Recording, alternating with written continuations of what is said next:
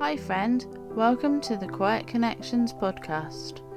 Do you feel anxious and not good enough in social situations?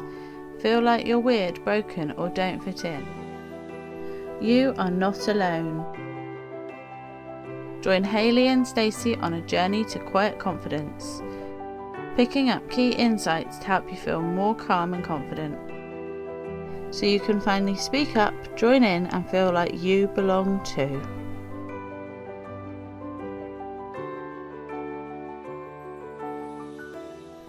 Hello, it's Stacey here and welcome to the Quiet Connections podcast.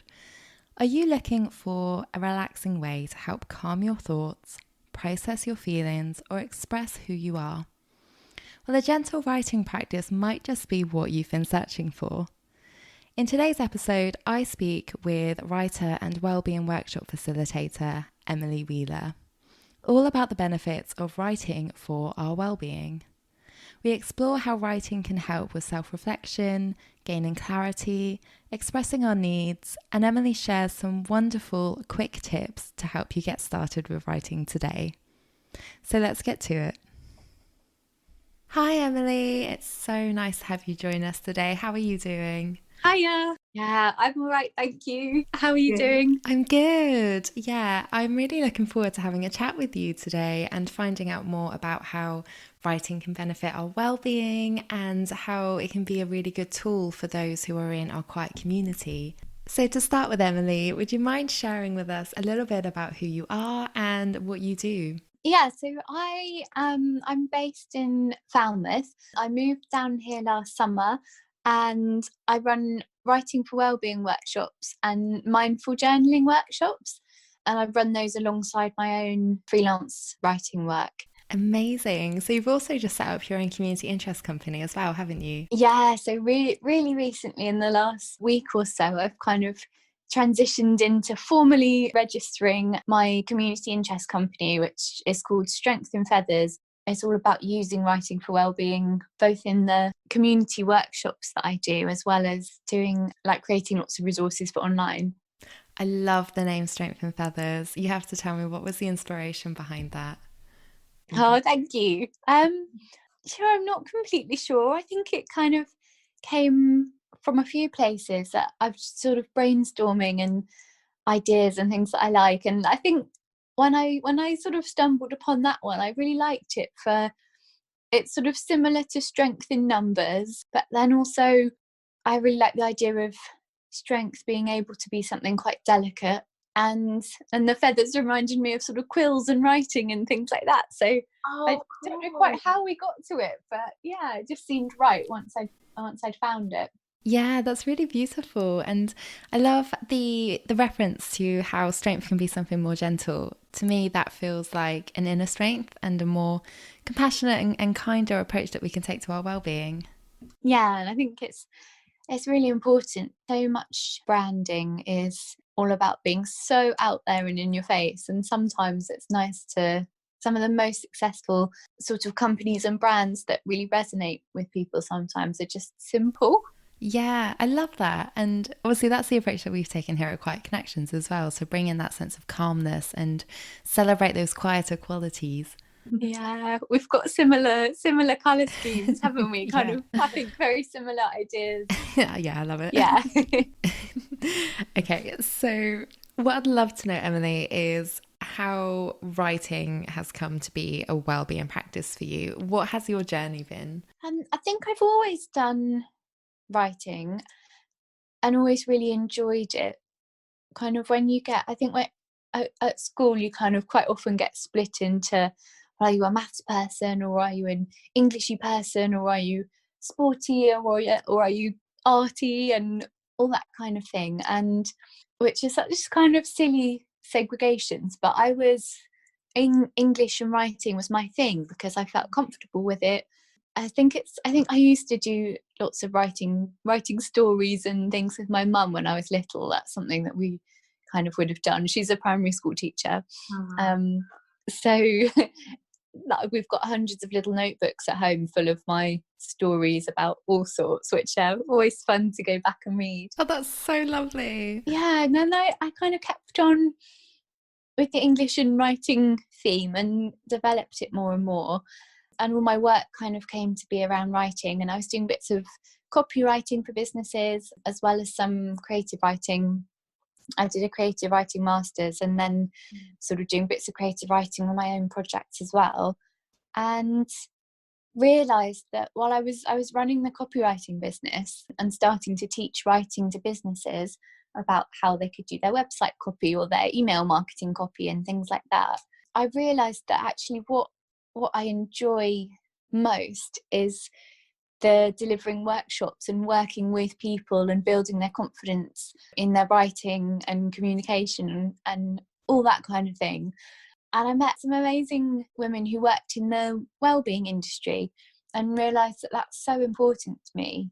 And I just began to research writing for wellbeing and instantly sort of thought, why haven't I put these together sort of explicitly before? I think you kind of implicitly know that it's good for you to sit down and do some writing, but yeah, to actually put them together and acknowledge that it's important to spend time on your well-being and that writing can be a nice creative way to do that. Yeah, when I was a teenager, I used to write a lot of poetry and religiously kept a diary as a way to help me process and express all of the emotions that I was feeling at that time, and to say the things that I felt like I couldn't say out loud.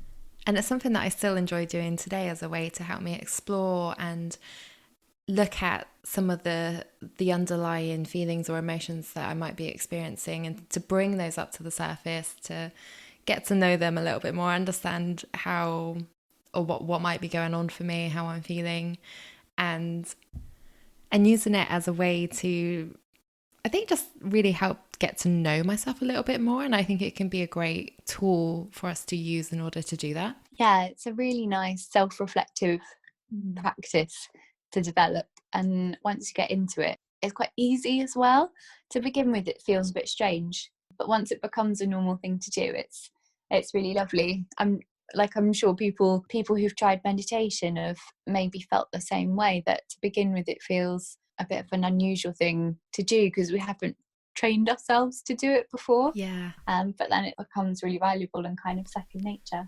Yeah, I love what you said there. And it comes back to this thing that I say all the time, which is that everything is a practice. Like, we don't do something for the first time and have it, and it doesn't always feel like it comes naturally to us. It's not always going to feel that easy to begin with necessarily, but it's about giving ourselves that space just to have a go and to start getting curious about how it might actually be a beneficial activity or exercise for us to use. Yeah, exactly. And it's once you take the pressure off as well and realise that it's not, in this instance, the kind of writing that I mainly focus on, the writing for wellbeing, is not about the finished product. It's about the process of doing it and whether it makes you feel better in the moment, but also tapping into things and maybe discovering things about yourself or a certain situation, or just gaining a bit of clarity.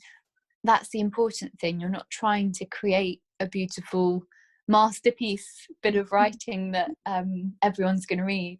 I quite often encourage people, there's one exercise that we do in my workshops where you do a kind of brain dump scribble free writing page, and then I say to people, we're going to screw this up at the end, so nobody's going to see it. We're going to screw it up and run it under a tap and throw it in the bin. Yeah, it completely removes the pressure, doesn't it? And I think you're absolutely right when you say that it's about doing it for the process. In fact, one of my favourite gentle reminders that I've learned over the last few years is do it for the process and trust the process. Yes, it's finding ways to turn that self-censorship off, isn't it? Which is such a challenge, but a really nice thing when you can do it. Yeah. There are lots of writing exercises, like writing to music and things like that I've done before, that you get a bit carried away. Yeah, and just allowing yourself to be in the moment and allowing that authentic expression to come through. Yeah, exactly. And you've just mentioned allowing yourself to be carried away, and that's just reminded me of a TED Talk I've watched by Charles Lim, who is a neuroscientist, I believe. And he did this study of brain scans of people playing memorized music versus improvised music. And The brain scans demonstrated that when we're in that state of flow and we're improvising, then the parts of our brains that are self-censoring, they shut down, whilst the parts that are autobiographical and related to our authentic self-expression are activated and full of energy. Oh, that TED Talk sounds amazing. You'll definitely have to put a link so we can go and have a watch later. Yeah, it was really interesting. Like, that completely makes sense about different parts of the brain, whether you're trying, I can imagine being sat at a piano or whatever instrument and playing something that has to be perfect and a precise piece that you've learned, and then going into sort of improv mode. I can imagine that. That makes so much sense now you've said it, that your brain will be on sort of, it's like on a different level, on a different program, even though you're actually doing the same physical kind of, you're sat playing the piano. And I wonder how that applies to writing. That would be fascinating to think about, because I wonder if it's sort of similar to like editing and trying to create a perfect story or article or publication that's for other people, and just free writing and doodling. And I always joke with people in my workshops that my handwriting, if you look in my sort of organizer diary, I've got really, really neat handwriting. Right. And then when I'm free writing, which, because I join in with the workshops, we do our 10-minute like free write exercise, and I'll just sit and write too. And my writing gets so scruffy, you know, it loops and all sorts of things, and you can't read it. And it is a very different process. Yeah, it is a different process. It's much freer in some ways, isn't it? And this is why I love using any activities that do help to encourage us to be in that state, and using them as tools to help us connect with who we truly are and help us express ourselves. So you've already mentioned free writing and writing to music as some exercises we could try. So what advice would you have for someone within our community who perhaps wants to start using writing for their well-being, but is experiencing those mental blocks that perhaps getting in the way? They're a little bit concerned about what might come up, or feeling a little bit judgmental of what it is that they are writing. What advice or tips would you have for them to help them get started? Oh, that's a good question. I think starting small is really important, and especially when our attention spans now, everybody's are quite short. We're so used to the online stuff and just little short bits of text, to suddenly from no practice go and sit down and write for a whole half an hour even is actually really quite a strenuous thing to do if you're not used to it. So maybe just getting like a really little, like this, you know, these really cute little notebooks, something small. And you could even take it with you, like out on a walk, or just have it in a cafe somewhere, or obviously at the moment it would be at home or maybe on a walk. But just doing one page at a time. And you could start with something quite objective, like you could be describing something around you, and then from that, it's sort of like, I challenge anybody to be able to write a description of the room they're in without becoming a little bit descriptive and putting their own self into it, because you get carried away. So maybe just starting with some really small little things like that on a small notebook. Don't give yourself too big a challenge to start off with. I love that, yeah, because that's really breaking it down into, it's about starting with those really small steps. That doesn't feel too daunting, that doesn't feel too overwhelming. It's giving yourself that permission to start really small and then to grow gradually. Yeah, I think we just need to give ourselves that chance, because you wouldn't decide to run a marathon and go and run the whole thing at once. That is very true. Couch to 5k app doesn't get you doing 5k on the first day. No. It does, but walking, I'm not sure.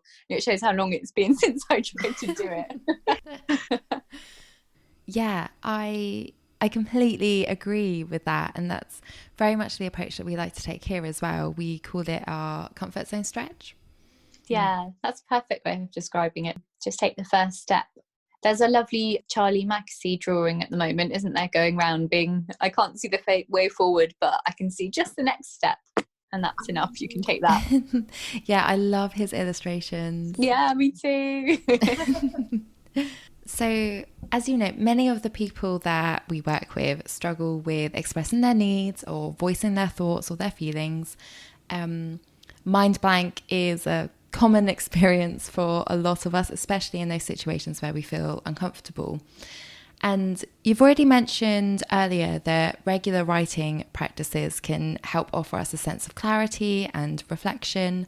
So, could writing be another tool that we can use to help support ourselves in expressing and saying what we feel like we need to or what we want to in certain situations? Yeah, I think that might be a really nice sort of preparation for if I know we're sort of talking about different things. You can have challenges voicing yourself in a specific situation with a conflict, and then you can have just challenges on an everyday level. And I'm trying to think about both, but if it's about resolving a specific issue or maybe a particular conversation you're nervous about, I think writing it down and first of all being really sure of what you think and what you want to say, because I'm sure lots of people can remember kind of a time where you've said something and then you think afterwards, well, why did I say that? That didn't actually reflect how I felt. Like, I could have said this later. Yeah, I've had that conversation with myself so many times. Yeah, I think we all do that. And if it's a conversation that you sort of know is going to happen, which I know we can never plan things exactly, but if you know something that you need to tackle or ask, then it can be, I think, really helpful to make sure you know what you think first. And by writing that down, that would be a way that it would help me, because brainstorms are my way of solving everything. It just really helps me to get the words on paper and then map it out from there. And also letter writing, I'm a little bit obsessed with. I love letter writing. And if it's to a specific person, you don't have to send the letter, but it can be a nice idea to write things down, to sort of think what you actually want to communicate when you have that time to sit and edit and redraft and all that kind of thing. And then even, some situations it is appropriate to draft an email or a letter and then send that and say, I would find this difficult to talk about face to face, but this is how I feel, and I'd love to hear your response. Yeah, and I've actually done that before. So a number of years ago, when I would still really shut down whenever it came to sharing emotions or expressing my needs or sharing anything that felt vulnerable for me, my partner actually bought a notebook for me to help me communicate those things with him. And the idea was that I could write it down in the notebook and then leave the notebook on his pillow for him to read later on. And then there was the option of he responds with writing, or we could physically talk about it. And that was super helpful in opening that door for me and feeling more safe in communicating those things that I felt uncomfortable sharing and voicing out loud. And actually, we only used the book like 3 or 4 times before we didn't need it anymore. So that was a really helpful tool to start using, to start opening the door. And yeah, I've had a number of clients use similar approaches before and have reported back saying how helpful that was for them too. I think the more you start to do it, the more you start to write things down, you realise how useful it can be. And you think of more and more ways that, actually, I could get around that challenge by writing about it or using writing in a different way. Yeah, exactly. Well, you've shared some amazing tips and ideas for exercises already that we can all have a go at. And they all sound lovely. I'm actually going to have a go at the writing to music exercise later on. That sounded really exciting. So to start wrapping things up, if you could send a message back to your younger self, what would you say? Oh, that's a tricky question. I think I would like to just tell my younger self to just try and relax. learn how to relax and slow down and not worry about what other people are thinking, because most of the time other people aren't thinking about you, they're thinking about themselves probably. Yeah. And not to be so sort of self-conscious, which isn't particularly connected to writing. That's kind of a more holistic kind of whole lifestyle approach way of being. But I think I was very nervous and worried about what people would think, and just finding any ways that work for you of just sort of letting that go. And has writing been one of those ways for you? Yeah, I think so. It's helped with my confidence as well, in that it's something that I've done professionally. So there was an element for me of it being something I could feel secure in. But even if that isn't the case, because most people probably use some form of writing in their daily life or their work, but there are so many completely different kinds. The writing I did for work didn't really have any or many similarities with the writing I do for myself and my well-being in journaling. But it gave me a little bit of a launching point, I think, to be confident that writing was where I felt sort of safe and comfortable, because people had told me when I was at school and in my GCSEs and in my A-levels and in my degree, they were like, yes, writing, tick, you can do that. So it was a safe launching space for me. But it's silly that that I felt like I needed that, because you don't need any kind of permission to start writing and just get going and then screw it up at the end and throw it away. And that's a hugely valuable exercise, even if no one's ever going to read it, if you're not going to read it back yourself. Yeah, that's such a great exercise to start with. And you're absolutely right. The only permission needed is the permission that you can offer to yourself. So do you have any last words of kindness that you'd like to offer to our listeners? Yeah, I don't think anybody is too quiet. I don't think there should be anyone telling us we're too quiet. Yeah. So not to worry about being quiet, because it's an amazing skill. I bet you can think of some people who need to learn to be a bit quieter. I think that there shouldn't be a pressure to be loud. No. There are far too many people who are far too loud. And be quiet and be comfortable with your quietness. Yeah, and there are so many beautiful and much needed skills and qualities in those of us who are quieter. We make amazing listeners, for starters. Yeah, I think so. So sort of, I don't think people should feel that they need to apologise for being quiet. Oh, I love that. Yeah, you don't have to apologise for being quiet.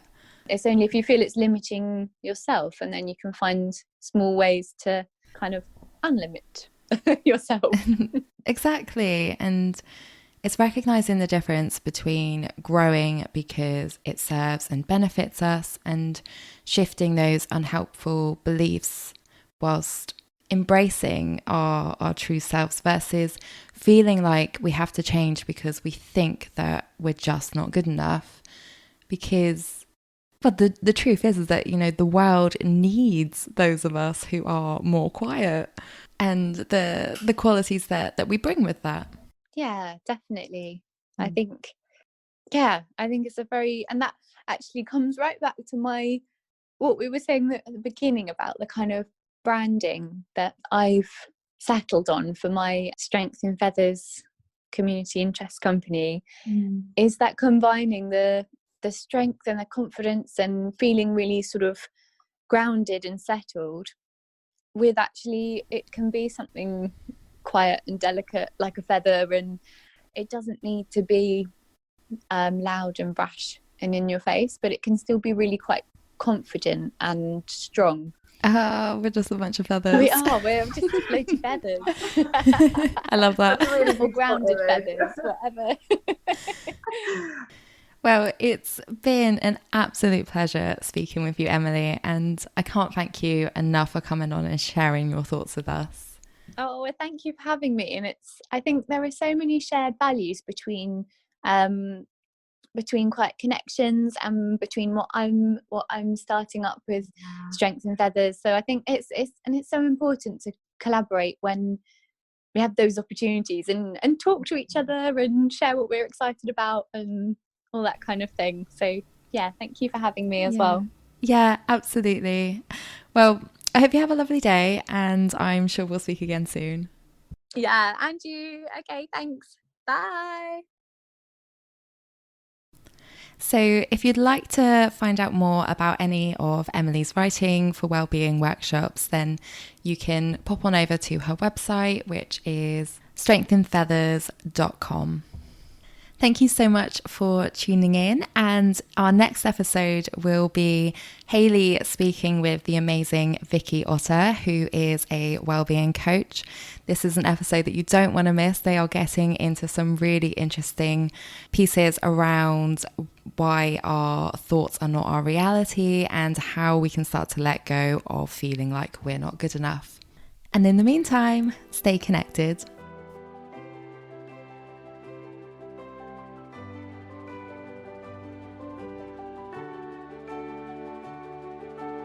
Thanks for listening.